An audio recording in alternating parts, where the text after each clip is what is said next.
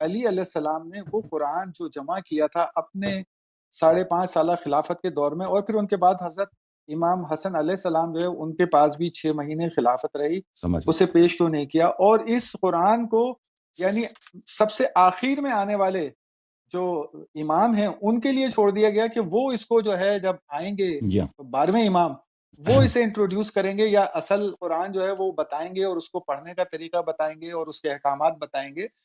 تو یہ بات جو ہے وہ سمجھنے سے بالکل میں قاصر ہوں، تو اس پہ عذرائے کرم اگر آپ اپنی کوئی عالمانہ رہنمائی فرمائیں تو۔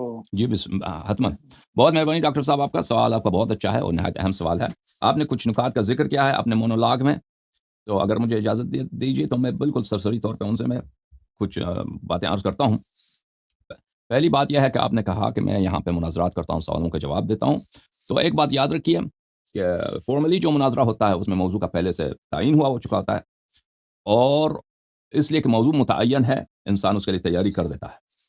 لیکن مجھے یہاں پہ جو سوال جواب آتے ہیں، مخالفین کے علماء یہاں پہ آ کر سوال کرتے ہیں، وہ پہلے سے نہیں بتاتے ہمیں کہ کس موضوع پہ وہ بات کرنا چاہتے ہیں۔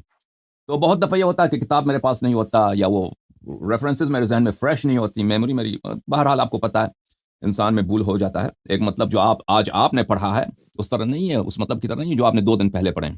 وہ مطلب وہ کتاب جو آپ نے 2 دن پہلے پڑھے ہیں اس طرح نہیں ہے جو وہ 2 ہفتے پہلے آپ نے پڑھے ہیں، ٹھیک ہے نا؟ انسان کے ذہن میں یہ مہ ہو جاتا ہے، ایک چیز آپ نے 1 سال پہلے پڑھی ہے، ایک چیز آپ نے 10 سال پہلے پڑھی ہے، ان دونوں میں فرق ہوتا ہے۔ تو بہرحال جو حضرات یہاں پہ فون کرتے ہیں، یہاں پہ کال کرتے ہیں، وہ سوال کرتے ہیں، تو یہ بہت دفعہ یہ ہوتا ہے کہ ہم اس مطالب کے لیے ہمارے پاس بہت زیادہ مواد ہوتا ہے، یا تو وقت نہیں ہوتا ان کو بیان کرنے کے لیے، یا یہ ہوتا ہے کہ کیونکہ ہم سے پہلے سے پتہ نہیں ہوتا کہ یہ سوال کریں گے، تو ہم کتاب تیار کر کے ان کو دکھا دیتے، یا مطلب اپنے ذہن میں فریش کرا دیتے مراجعے کے ساتھ، مطالعے کے ساتھ۔ تو اس لیے یہ ایک اہم نقطہ ہے، یاد رکھیے کہ اگر یہ واقعاً جماعت مخالفین کے علماء مناظرے کے لیے آ جائیں، جو فارمل مناظرہ ہوتا ہے، جو ڈیبیٹ ہوتا ہے، اس طرح آ جائیں تو یہ عوام کے لیے بہت مفید ہوگا، لیکن وہ اس طرح کبھی میرے خیال میں نہیں آئیں گے۔ دوسری بات ہے تحریف قرآن کے متعلق، کہ میں نے کہا 87% قرآن ضائع ہو چکا ہے، تو یاد رکھیے تحریف قرآن کے متعلق جتنی باتیں میں نے یہاں پہ کی ہیں اس پہ میں نے کوئی لیکچر نہیں دی ہے، صرف سوال و جواب ہوئے ہیں۔ صرف سوال و جواب کے حد تک میں نے بعض باتیں جو 2 منٹ 5 منٹ یا 10 منٹ کے جواب دینے میں مجھے موقع ملتا ہے، میں ان کے میں جتنا مجھے ہو سکتا ہے میں بات کرتا ہوں، بات کر لیتا ہوں، ان میں کچھ ریفرنسز دکھا دیتا ہوں۔ لیکن قرآن کے متعلق قرآن کی جو تاریخ ہے اس میں حقائق بہت زیادہ ہیں، اور قرآن کی تاریخ جیسے اسلام مسلمانوں کی تاریخ ہے اس میں ظلم بہت ہے خود اسلام پر، اسی طرح قرآن مجید کی تاریخ بھی بہت ایک تلخ تاریخ ہے۔ جیسے اہل بیت طاہرین علیہم الصلاۃ والسلام کی تاریخ بہت تلخ ہے، اسی طرح قرآن مجید کی تاریخ بہت تلخ ہے، اور اس میں حقائق بہت ہیں، اور مسلمان اس کو بالکل ڈانپ کے رکھتے ہیں، علماء شیعہ بھی اور مخالفین بھی۔ شیعہ اس لیے کہ وہ ڈرتے ہیں اس بات سے، کچھ شیعہ حضرات تو ان کو تو تحقیق نہیں ہوتی، جن کی تحقیق ہوتی ہے وہ اس بات سے ڈرتے ہیں کہ اگر ہم اس مسئلے کو چھیڑیں تو پھر ہم پہ ٹپا لگے گا کہ شیعوں کا قرآن اور ہے، پھر ہم اس کو ثابت نہیں کر سکیں گے اپنی بات کو کہ نہیں ہمارا قرآن یہی ہے، لیکن یہ موجودہ قرآن پہ بہت ظلم ہوا ہے، تو اس بات کو ثابت نہیں کر سکیں گے۔ صرف ایک کلپ مخالفین کو جیسے آج کے زمانے میں کہتے ہیں ساؤنڈ بائٹس، چھوٹا سا ان کو ساؤنڈ بائٹس مل جائے گا، ان کو حجج مل جائیں گے، اس پہ فتنے کھڑے ہوں گے، تو اس لیے خاموش ہیں بہت سارے۔ لیکن میں سمجھتا ہوں کہ اس بات کو چھپانے کا اب موقع نہیں رہا ہے، بلکہ اس بات کو تصریح کرنی چاہیے، کیونکہ اس بات کرنا بہت آسان ہے بالکل مخالفین کے کتب سے۔ اب اس مسئلے پہ اگر میں کبھی لیکچرز کا ایک سیریز دے دوں تو آپ حیران رہ جائیں گے قرآن مجید کی تاریخ کے متعلق، اور قرآن پہ جتنا ظلم ہوا ہے، اور مسلمانوں کو جس طرح سنت سے محروم رکھا گیا ہے، اسی طرح قرآن مجید سے محروم رکھا گیا ہے، اور جو دین مسلمانوں کے پاس ہے بہت ناقص دین ہے۔ رسول پاک صلی اللہ علیہ وسلم جو لے کے آئے تھے اس کا بہت چھوٹا حصہ آپ کو پہنچا ہے، اور بہت حصہ آپ کو نہیں پہنچا، اور سنت میں تو بہت ساری جھوٹی باتیں آپ کو پہنچی جو سنت کا اساس ہی نہیں ہے۔ اچھا، جو 87% قرآن کی آپ نے بات کی ہے کہ میں نے کہا 87% قرآن ضائع ہو چکا ہے، یہ میرا جملہ نہیں ہے، یہ کیلکولیشن بخاری مسلم کے روح سے اور عمر بن الخطاب کی روایات کی روح سے ہے۔ اب یہ کیلکولیشن کیسا ہے؟ بہت دقیق کیلکولیشن ہے، اور جب میں لیکچر دوں گا تو میں آپ کو دکھا دوں گا وہ بخاری مسلم سے باہر جانے کی ضرورت نہیں ہے، جو صحیحین ہے، جو اجماع ہے جن 2 کتابوں پر، اسی سے ہم ثابت کریں گے، اور بہت اس میں آدھا گھنٹے 45 منٹ لگتے ہیں، لیکن اس کو دکھانے کے لیے جس شخص کو پتہ ہی نہیں ہے اس کو 40-45 منٹ دکھانے کے وقت لگے گا۔ اچھا، دوسری بات آپ نے کہا کہ یمامہ میں حفاظ شہید ہو گئے، یمامہ میں حفاظ شہید نہیں ہوئے، قراء شہید ہو گئے، ان دونوں میں بڑا فرق ہوتا ہے۔ ہمارے پاس کوئی ایسی دلیل نہیں ہے کہ کوئی صحابی قرآن کا حافظ تھا سوائے امیر المؤمنین علیہ السلام کے، کہ کوئی صحابی قرآن کا حافظ تھا۔ وہاں پہ جو لوگ قتل ہوئے تھے وہ قاری تھے، بخاری کا لفظ بھی یہی ہے کہ وہاں پہ قراء قاری جو لوگ قرآن پڑھتے تھے، اب ان کے پاس پورا قرآن تو نہیں تھا، ان کو اس زمانے میں قرآن پڑھنا بھی کم لوگوں کو آتا تھا، مثلا 100 میں سے شاید 2 کو پڑھنا آتا تھا یا نہیں آتا تھا، کیونکہ سب لوگ ان پڑھ تھے، تو وہاں پہ جن لوگوں کو پڑھنا آتا تھا وہ قتل ہو گئے تھے، ٹھیک ہے نا، اس کی بات ہو رہی، تو اس کے بعد ان لوگوں نے قرآن جمع کرنے کا سوچا۔ اب آپ کا سوال یہ ہے کہ امیر المؤمنین علیہ السلام نے جو اپنا قرآن جمع کیا تھا، انہوں نے ان کو اپنی خلافت کے دور میں کیوں ظاہر نہیں کیا؟ پہلی بات ہے، اس سے پہلے کہ میں سوال کا جواب دے دوں، ایک سوال حتمی طور پہ یاد رکھیے کہ اس میں شک نہیں ہے، اس میں بلا شک نہیں ہے کہ فریقین کے روایات، یعنی شیعہ روایات اور مخالفین کے روایات، اب مولوی لوگ جو کہتے ہیں نا، ان کو کہنے دیں، مولوی کے باتوں پہ نہ جائیں، ان سے آپ دلیل کا مطالبہ کریں۔ اگر وہ کہتے ہیں قرآن کامل ہے، اللہ تعالیٰ نے ذمہ لیا ہے، دلیل دکھائیں، قرآن میں کہاں لکھا ہے کہ اللہ نے ذمہ لیا ہے؟ انا نحن نزلنا الذکر وانا لہ لحافظون، اس میں مفسرین کے اقوال دکھائی ہے، اس میں اس آیت کا ظہور بھی اس بات پہ نہیں ہے کہ اللہ تعالیٰ نے ذمہ لیا ہے، ٹھیک ہے نا۔ اس کے علاوہ دلیل کہاں؟ دلیل کچھ بھی نہیں ہے، دلیل کچھ بھی نہیں، جیسے وہ ہٹلر کے زمانے میں بولتے تھے نا، جھوٹ اتنا زیادہ بولو، اتنا بڑا بولو کہ لوگ یقین کر لیں۔ جب جھوٹ زیادہ بولو گے اور اس کو تکرار کرتے جاؤ گے اور لوگ کوشچن نہیں کریں گے تو بھائی کہیں گے تو صحیح کہہ رہے ہوں گے نا۔ اس طرح دین کے معاملات میں بہت ایسی باتیں ہیں جو تکرار ہوتا ہے، ان کا بہت عرصے سے تکرار ہوا ہوتا ہے، کوئی اس کو سوچنے، وہ اس کو بدیہی کے طور پہ سمجھتے ہیں، کہتے ہیں اس میں دلیل مانگنے کی ضرورت ہی نہیں ہے کیونکہ سب مانتے ہیں صحیح ہوگا، ٹھیک ہے نا۔ تو نہ صرف اس بات پہ دلیل نہیں ہے بلکہ اس کے برعکس روایات بہت زیادہ ہیں، یہ کم نہیں ہے، بہت زیادہ اس بات پر کہ قرآن مجید پہ ظلم ہوا ہے۔ اچھا، قرآن مجید میں نقصان، اب یہ مسئلہ تو طے شدہ ہے، اب میں آپ کے سوال کے جواب نہ بھی دے سکوں، میں کہہ دوں مجھے نہیں معلوم، ٹھیک ہے نا، بہت ساری چیزیں تاریخ میں مجھے نہیں معلوم، فلان واقعہ کیوں پیش آیا، اس کے دلائل کیا تھے شاید میں اس کو نہیں جانتا ہوں، ٹھیک ہے نا۔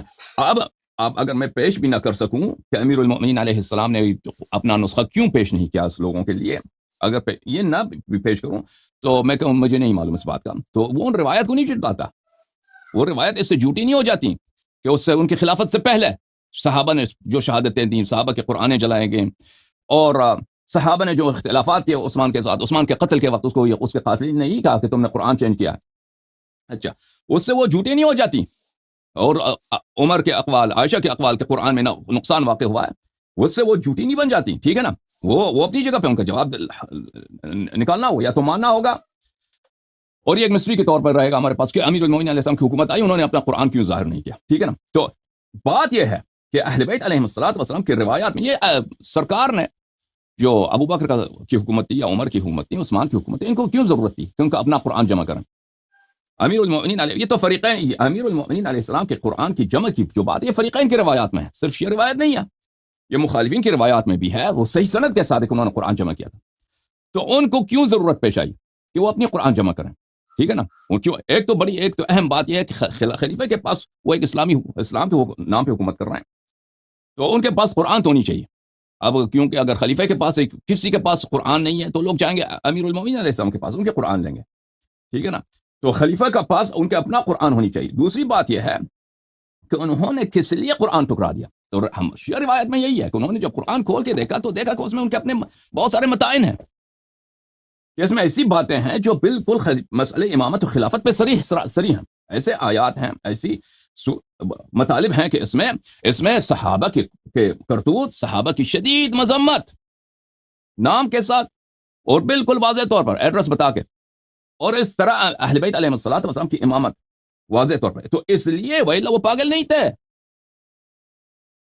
یعنی اگر فرض کریں واقع قرطاس میں جب چلے جائیں، واقع قرطاس جب واقع ہوتا ہے تو صحابہ رسول پاک صلی اللہ علیہ وسلم کے مجلس میں بیٹھے ہیں، وہ کہہ رہے ہیں کہ میں وصیت لکھتا ہوں تاکہ تم میرے بعد کبھی گمراہ نہ ہو جاؤ، تو وہاں پہ شور اٹھاتے ہیں، ٹھیک ہے نا، بدتمیزی ہوتی ہے، رسول پاک صلی اللہ علیہ وسلم کو نکال دیتے ہیں اپنے پاس سے، کہ یہاں سے نکل جاؤ، وہ کلمات ادا کرتے ہیں جو بہت نامناسب ہے رسول پاک صلی اللہ علیہ وسلم کے بارے میں، ٹھیک ہے نا۔ یہ پاگل نہیں ہے کہ اس طرح کرتے ہیں، ان کو بخوبی پتہ ہے، ان کا ایک منفعت ہے مسئلہ خلافت میں، مسئلہ امامت میں، مسئلہ خلافت میں، امامت میں۔ ہارون نے اپنے بیٹے مامون سے کہا الملک عقیم، سیاست کوئی رشتہ داری نہیں ہوتی، بادشاہ کا کوئی رشتہ دار نہیں ہوتا، تو بھی میرے ساتھ، اپنے بیٹے سے کہا تو بھی میرے ساتھ نزاع کرو، مجھ سے حکومت چھیننے کی کوشش کرو، میں تیرا سر اڑا دوں گا، تیرا سر قلم کر دوں گا۔ اور کتنے تاریخ میں ہوئے ہیں، باپ نے بیٹے کا قتل کیا، بیٹے ایران کا ایک بادشاہ تھا نادر، اس کا ایک بیٹا تھا، اس کا ولی عہد تھا، وہ بہت خوبصورت لڑکا تھا، شہزادہ تھا، نادر کا بیٹا، اور بہت خوبصورت نوجوان بلند قد، اس کو بادشاہ اس سے بہت محبت بھی کرتا تھا، اس کا نام ظاہراً شاہ رخ تھا. تو ایک دن بادشاہ مازندران سے جا رہا تھا، جنگل سے اس پہ فائر ہوا، درختوں سے، جنگل سے اس پہ اس زمانے میں بندوق آئے تھے، یہ 18ویں صدی کی بات ہے، 1700 کی بات ہے. تو اس پہ بندوق چلا پتہ نہیں چلا کہ کس نے مارا ہے. تو یہ بات بادشاہ کے ذہن میں رپورٹ کس نے دے دی کہ آپ کے بیٹے نے کیا ہوگا کہ وہ جو ہے تاکہ آپ وہ خود بادشاہ بن جائے. تو بادشاہ نے کیا کہا، فوراً اس کو بلایا بیٹے کو. بیٹے سے پوچھا کہ تم نے کیا؟ بیٹے نے قسم کھائے کہ میں نے نہیں. اس کے خلاف کوئی شاہد بھی نہیں تھا. بادشاہ نے کیا کہ اس کے دونوں آنکھیں نکال دی، دونوں آنکھیں ادھر ہی نکال دی اپنے بیٹے کو، اپنے ولی عہد کا. خلافت عثمانی میں آپ ایک وہاں پہ ویکیپیڈیا میں ایک آرٹیکل ہے فریکٹسائڈ کے نام سے، یعنی بائی کا قتل. وہاں پہ دیکھیں کہ ایک خلیفہ نے ایک دن اپنے 21 بائی کو ایک دن اس نے قتل کیے. ایک خلیفہ عثمانی نے ایک دن 22 بائی کو قتل کیا. تو لوگ حکومت کے خاطر بہت کچھ کر جاتے ہیں. تو یہ لوگ جب اپنی منفعت دیکھتے ہیں، ڈاکٹر صاحب واپس آ گئے، لوگ حکومت کے خاطر، دنیا کے خاطر، منافع کے خاطر بہت کچھ کر جاتے ہیں. یہ ہمیشہ سے انسان کی تاریخ یہی رہے، بشر کی تاریخ یہی ہے کہ حکومت کے خاطر، منافع کے خاطر جرم جنایت کرنا. تو اگر یہ لوگ اس وقت رسول پاک صلی اللہ علیہ وسلم کے اپنی منافع کو دیکھ کر یہ ان کو وصیت لکھنے نہیں دے رہے ہیں، تو اب اگر اس مصحف میں ایسی باتیں جو ان کی سیاست کے مطابق موافقت میں نہیں ہے، تو لازمی بات ہے اس کو نہیں مانیں گے اور کہیں گے ہمیں آپ کی مصحف کی ضرورت نہیں، آپ لے کے جائیں، ہم اپنا مصحف جمع کریں گے. اور انہوں نے اپنا مصحف جمع کیا. اچھا، تو اس کی وجہ یہ ہے، اگر وجہ یہ ہے تو امیر المؤمنین علیہ السلام نے بعد میں اس کو ظاہر کیوں نہیں کیا؟ دیکھیں، جب رسول پاک صلی اللہ علیہ وسلم کی وفات ہوئی ہے، اس وقت اسلام بہت محدود تھا، اس کا جغرافیائی لحاظ سے بہت محدود علاقے میں تھا. مدینہ کے لوگ مسلمان تھے، مکہ کے لوگ 1-2 سال ہوئے مسلمان ہوئے. مکہ کے لوگ بھی پکے مسلمان نہیں ہیں، وہ بھی تلوار کے زور سے قتل ہو جاتے، وہ مسلمان ہو گئے. طائف کے لوگ تلوار کے زور سے مسلمان ہوئے. بہت سارے قبائل ہیں جو تلوار کے زور سے مسلمان ہوئے اور کچھ کو پیسے دے کر مسلمان ہوئے. ٹھیک ہے نا؟ یہ اور اکثر لوگ یدخلون فی دین اللہ افواجا، یہ سب سنہ 9 سنہ 10 ہجری کی بات ہے، یعنی ابھی مسلمان ہوئے. اور یہ بھی ایک جو پرانے مسلمان ہیں جنہوں نے رسول پاک صلی اللہ علیہ وسلم کے صحبت کو پایا ہے، وہ بہت کم ہیں. مدینے میں ہیں، سب مدینے میں ہیں، مہاجرین انصار سب مدینے میں تھے. مکہ بقیہ لوگ تازہ مسلمان ہوئے. اچھا، اب جب فتوحات کا سلسلہ جب شروع ہو گیا ہے تو بہت سارے لوگ اسلام میں داخل ہو گئے. مصر فتح ہو گیا، شام فتح ہو گیا، ایران فتح ہو گیا، آرمینیا فتح ہو گیا، بھئی دور دراز کے علاقے فتح ہو گئے، تو لوگ بہت داخل ہو گئے. ٹھیک ہے نا؟ وہ لوگ جو اسلام کو جانتے ہیں وہ بہت مختلف ہے اس اسلام سے جو نبی کریم صلی اللہ علیہ وسلم کے دور کی بات ہے. ٹھیک ہے نا؟ اب دیکھیں، میں آپ کو ایک خطبہ دکھاتا ہوں امیر المؤمنین علیہ السلام کا، اس میں ڈاکٹر صاحب کے سوال کا جواب مل جائے گا. کتاب سلیم ابن قیس ہلالی میں ان کا جواب ہے کہ انہوں نے وہ باتیں کیوں چینج نہیں کی جو خلفاء کے دور میں جو بدعتیں دین میں داخل کی گئیں. اسی میں آپ کو سب کا جواب میں، یہ کتاب سلیم ہے. اچھا، امیر المؤمنین علیہ السلام، کتاب سلیم ابن قیس ہلالی، جلد نمبر 2، چھاپ ایران. یہاں پر عزیزو ایک الحدیث الثامن عشر، 18واں حدیث ہے. اس کے پہلے میں امیر المؤمنین علیہ السلام عام لوگوں سے بات کرتے ہیں، پھر اس کے بعد ثم اقبل، اس کے بعد امیر المؤمنین علیہ السلام، یہ صفحہ نمبر 720 ہے، بوجہی علی ناس من اہل بیتی وشیعتہ. لوگ مجھے چھوڑ جائیں گے، صرف اب میرے لشکر میں میں رہ جاؤں گا، اور میری اہل بیت اور میرے بہت کم شیعہ جو میری فضل کو اور میری امامت کو کتاب و سنت سے پہچانتے ہیں، نہ غیر سے. کیونکہ باقیہ سب ان کی امامت کو کس لحاظ سے پہچان دیتے ہیں؟ کہتے ہیں مدینہ والوں نے بیعت کیا، مہاجرین انصار نے بیعت کیا ہے تو اس لیے خلیفہ ہیں. باقیہ لوگ جو ان کے ساتھ تھے وہ اس طرح نہیں تھے کہ وہ ان کی امامت کو منصوص من اللہ مانتے تھے. وہ بہت کم لوگ تھے جو ان کی امامت کو منصوص من اللہ مانتے تھے، جو رسول پاک صلی اللہ علیہ وسلم کو دیکھے تھے، پرانے جو مسلمان تھے. باقیہ سب لوگ جو ان کے ساتھ تھے، کوفے کے لوگ، عراق کے لوگ، یمن کے لوگ، باقیہ قبائل جو تھے ان کے ساتھ جو تھے وہ اس طرح نہیں تھے کہ ان کی سپورٹ ہر حال میں کرتے تھے. اچھا، ارائیتم، کیا تم اگر دیکھ لو، لو امرت بمقام ابراہیم علیہ السلام فرددته الى المكان الذي وضعه فيه. مکان ابراہیم کو، جو آپ حج پہ جاتے ہیں نا، مقام ابراہیم جو ہے وہ ابھی فی الحال جو ہے وہ کعبے سے کچھ دور ہے. رسول پاک صلی اللہ علیہ وسلم کے زمانے میں وہ کعبے سے کچھ قریب ہوتا تھا، اس کو چینج کیا خلیفہ دوم نے، اس کے مکان کو. فرمایا اگر میں اس کے مکان کو چینج کر دوں اور کہہ دوں یہ باطل ہے، اس کی اصلی مقام پہ لے آؤں جب رسول پاک صلی اللہ علیہ وسلم کے زمانے میں تھا. وردت صاع رسول اللہ صلی اللہ علیہ وآلہ ومدہ الی ما کان. صاع 5 مد یا 4 مد ایک صاع بنتے ہیں. ایک مد ہے تقریباً 850-900 گرام. اچھا رسول پاک صلی اللہ علیہ وسلم کا جو صاع تھا، جو مد تھا، یہ یونٹس آف ویٹ ہے. ان کو چینج کیا خلفاء نے. اگر میں اس کو واپس لا دوں، اچھا ورددت فدک الى ورثت فاطمہ علیہ السلام، اور میں فدک کو بھی واپس لا کے آؤں کہ یہ ظلم ہوا ہے ہم پہ، فدک کو میں واپس چھین لوں اور امام حسن امام حسین علیہ السلام کو اور ان اپنی بیٹیوں کو میں دلا دوں واپس. اچھا وامضیت قطاع اقطاها رسول اللہ صلی اللہ علیہ وآلہ وسلم لاہلها، اور وہ باغات جو رسول پاک صلی اللہ علیہ وآلہ وسلم نے اپنے اہل خانہ کے لیے انہوں نے مخصوص کیا تھا، اپنے اہل بیت کے لیے، وہ میں واپس کر دوں. اچھا وردت دار جعفر بن ابی طالب الى ورثته، اور جعفر طیار کا جو گھر تھا انہوں نے خلفاء نے اس کو برباد کیا تھا، اس کو مسجد میں شامل کیا تھا. اچھا میں اگر مسجد کو دوبارہ خراب کر دوں، مسجد پیغمبر صلی اللہ علیہ وسلم کو، اور جعفر طیار کا گھر جو ہے اس کے وارثین کو واپس پلٹا دوں کہ یہ تمہارا گھر ہے، یہاں پہ مسجد نہیں بن سکتی، تم سے چھینا گیا زبردستی. اچھا وردت قضایا من قضا علی من کان قبلی بجور، اور جتنے قضایا ہوئے ہیں، جتنے وہاں پہ ججمنٹس ہوئے میرے سے پہلے، اس ذات نے جو حکم دیے ہیں، فلانے کو کوڑے مارے گئے، بھائی اس کی فلانے کو ہاتھ کاٹا گیا، فلانے کو بھائی کسی کی بیوی کسی سے طلاق کرا دیا، بیوی کسی اور سے نکاح کرا دیا، ان سب کو میں چینج کر دوں، واپس کر دوں، ان سب کو میں تصحیح کر دوں، صحیح طریقے سے دوبارہ عمل کر دوں.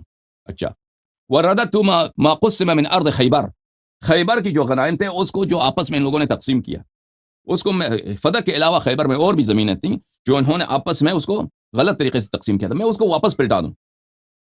ومحوت دیوان الاعطیہ واعطیت كما كان يعطي رسول اللہ صلی اللہ علیہ وآلہ وسلم ولم اجعله دولة بین الاغنیاء، اور جو انہوں نے اپنے زمانے میں جو غنائم آتے تھے، بیت المال آتے تھے، انہوں نے آپس میں عربوں کو زیادہ دے دو، عجم کو کم دے دو، قریش کو زیادہ دے دو، انصار کو کم دے دو، یہ سب میں دوبارہ سے جنہوں نے پیسے لیے ہیں ان سے پیسے واپس لے کے دوبارہ میں عادلانہ تقسیم کر دوں. اچھا وسبیت ذراری بنی تغلب، اور بنی تغلب کے جو بنی تغلب کوئی قبیلہ تھا، یہ انہوں نے کوئی جرم کیا تھا، ان کا جرمہ یہی بنتا تھا کہ یہ سب اسیر بن جاتے، میں ان کو دوبارہ اسیر بنا دوں. وامرت الناس ان لا يجمعوا في شهر رمضان الا في فریضہ، اور اسی طرح میں ماہ رمضان میں جو تراویح پڑھا جاتا ہے تراویح پہ پابندی لگا دوں کہ تراویح نہ پڑھا کرو، صرف جماعت، صرف نمازیں جو 5 نمازیں ہیں اس میں جماعت کیا کرو، باقی جماعت. اسی طرح اگر میں کرتا رہوں کون میری بات سنے گا، کون میری بات سنے گا. تو یہ تو ہلکی باتیں ہیں، یہ تو ہلکی باتیں کہ مقام ابراہیم کو ہٹا دیا، مثلا جعفر طیار کا گھر واپس ان کے اہل کو دے دیا، مسجد کو خراب کر دیا، یہ تو چھوٹی باتیں ہیں. لیکن اگر وہ ایسی صورتیں لے کے نکال دینا کہ وہ قرآن جو تم پڑھ رہے ہو اس کو یہ اس میں اور بھی باتیں ہیں، یہ ترتیب کے ساتھ تم پڑھ رہے ہو، یہ ترتیب غلط ہے، میں نے جمع کیا، یہ ترتیب صحیح ہے. اگر وہ اس کو نکالتے، دیکھیں امیر المؤمنین علیہ السلام نے عثمان کا قتل نہیں کیا تھا، ان پہ صرف اسی لیے کہ بھائی ان سے حکومت ہم نے چھینا، ان کی خلافت تسلیم نہیں کرنی ہے، اور ان کو توقع یہی تھی، ان کو گریڈ یہی تھا کہ ہم بیعت کریں گے، ہمیں گورنرشپ ملے گا، مجھے بصرے کا گورنر بنائے گا، مجھے یمن کا گورنر، مصر کا گورنرشپ مجھے دے گا. امیر المؤمنین علیہ السلام نے ان کو نہیں دیا، چھوڑ کے چلے گئے مکے میں اور کہا کہ ہم سے زبردستی بیعت لیا گیا ہے، ہم نہیں کرنا چاہتے تھے، نہیں زبردستی ہم سے لیا گیا. عثمان کو ہم نے قتل نہیں کیا، عثمان مظلوم مرا، آؤ مسلمانوں عثمان کے خون کا بدلہ لیتے ہیں. حالانکہ آپ تاریخ پڑھی ہے، کس نے عثمان کا قتل کیا، کون فتویٰ دیتی تھی عثمان کے قتل کا، اور کس نے محاصرہ کیا، کس نے پانی کاٹا عثمان پہ. مروان ابن الحکم نے طلحہ کو اسی لیے قتل کیا جنگ جمل میں کہ یہ عثمان کا قاتل ہے، حالانکہ مروان جو ہے عثمان کا چچا زاد بھائی ہے، اس کا داماد بھی ہے، اس کا وزیر اعظم بھی تھا، اس کا خزانہ دار بھی تھا، اس کا جرنیل بھی تھا، اس کے فوج کا سپہ سالار بھی تھا، وہ تو اچھی طرح جانتا ہے کہ عثمان کو قتل کس نے کیا. تو انہوں نے دیکھیں امیر المؤمنین علیہ السلام نے قتل نہیں کیا تھا، لیکن ان کی حکومت نہ ماننے کی خاطر ایک بہانہ بناؤ کہ بھئی ہم نے عثمان کا ہم نے انتقام لینا. عثمان کا تم نے انتقام لینا ہے تو جنگ کرنے کی کیا ضرورت ہے، تم آ جاؤ بولو فلان قاتل ہے، اس سے ہمارا قصاص دے دو. وہ تو پھر خلیفے کا حق ہے، بلکہ خلیفہ کا فریضہ ہے کہ دونوں طرف کی باتیں سنیں، جو دلیل لاتا ہے پھر وہ یا دلیل حق یا باطل ہے وہ فیصلہ سنا دیتا ہے، پھر تم کہہ دینا کہ فیصلہ غلط ہوا ہے، تم نے تو یہ بات کی ہی نہیں ہے، تم تو الٹے شروع ہی سے لشکر لے کے آ گئے. جنگ جمل ان لوگوں نے شروع کیا، پھر جنگ صفین شروع کیا، حالانکہ امیر المؤمنین علیہ الصلوۃ والسلام بالکل عثمان کے قتل سے بری تھے، ٹھیک ہے نا، عثمان کو خود انہی لوگوں نے قتل کیا تھا. تو ان حالات میں دیکھیں، ان حالات میں اگر وہ یہ بھی لے کے آتے نا، آپ کہتے ہیں مسجد نبی صلی اللہ علیہ وسلم کو توڑ دیتے کہ یہاں پہ یہ بھائی یہ مسجد نہیں ہے، یہ جعفر میرے بھائی کا گھر ہے، تو ہم نے مسجد بنا دیا. وہ نہیں کر سکتے، وہ ایک چھوٹی سی بات ہے، وہ نہیں کر سکتے. ان کو بھائی کہ لوگ برداشت نہیں کریں گے، لوگ بغاوت کریں گے. یا مثلا مقام ابراہیم کو ہٹا دیں کہ بھائی مقام ابراہیم کا مکان یہ نہیں، یہ اور مکان ہے، وہ برداشت نہیں کریں گے. تراویح پہ پابندی نہیں لگا سکتے.